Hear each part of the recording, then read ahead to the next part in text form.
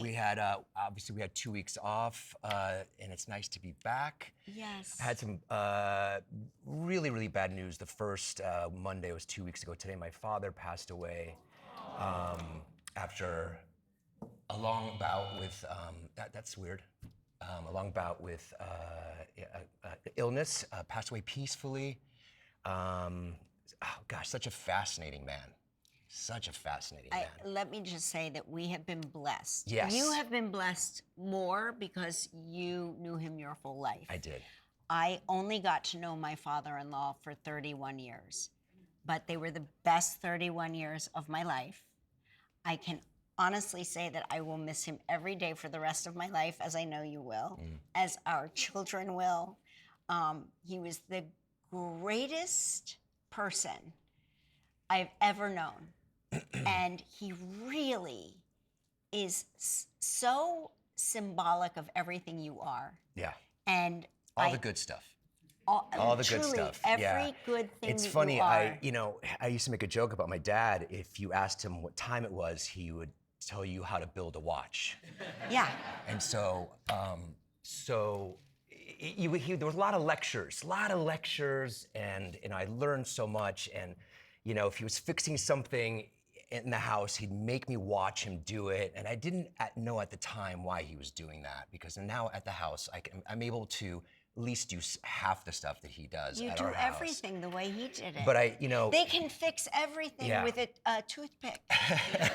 You and only some need duct a tape. toothpick. Yeah, some duct tape. But I learned the most by just watching him. Those are the lessons I learned from him by watching the man he was. And he was, he came here from Mexico in his early teens. He immigrated here from Mexico. He served his country for 30 years. Ended up at Special Operations Command in Tampa. Like this young kid from Mexico just got his education through the Navy. Was always going to school. Was brilliant. Brilliant. Masters. Got his master's while I was a kid. And he loved this country so much. He really loved did. this country so much. He really is I would say an example. If you were to put a face to an immigrant, he would be the prime example of what this country promises people here in this country. And he raised 3 pretty good kids. 3 extraordinary kids. You're his legacy. The 3 of you are his living And now legacy. we got to take care of Mom. We're trying to convince my mom to move to New York. She's such a character. She's very stubborn.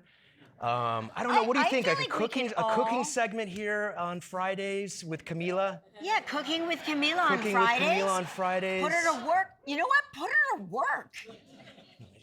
I think she Enough would, of she this needs life some of time. leisure. She was good. She's been on the show. She's amazing. Yes. Such a character. Such a character. But I have to say, I'm so grateful to your dad for everything he did. He used to, a lot of times you'd be away working. Yes. And we would take the show on the road. And your dad would come on remotes, like to take care of the kids so that I could go to work. And it was like, it's the first time, and I keep explaining to my kids how lucky they were to be adults, to have had their, they still have 3 grandparents. And they took it particularly hard. This is their first loss that they've ever experienced we've been very lucky. In their lives. Yeah. And they, I said, by the time I was, 8, I had no grandparents. And you got to grow up you got to have deep, meaningful conversations. Not only that, when I was working out of the country, he would be there and go with you to some of the school things. Oh yeah. So there was a long period of time where people thought that my father-in-law was my husband on back to school night, because he was always with me on back to school night, because he was very involved in with the curriculum of the school, and he wanted to know things. Right. And he's very involved. And I remember one year randomly you showed up. Yes. And they were like, "Is this your new husband?" Because he resembles your old husband. Yeah. And I was like, no, this is my husband. That was my father-in-law. But everybody assumed for a long time that my father-in-law was my husband. Yeah. Because in New York, it's not unusual. Not unusual.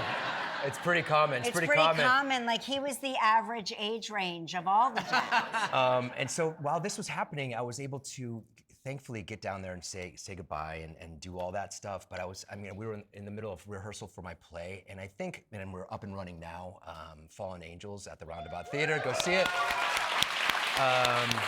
And I really feel like that was such a welcome distraction for me. I knew I had to keep on going, and we, especially during that time, it's been great. I've had such a good time doing it. I know he's there watching, and he's able to be part of that. He sure is. Yeah. And you are, like I said, you're the strongest person I know. You continually inspire me every day. Thank you.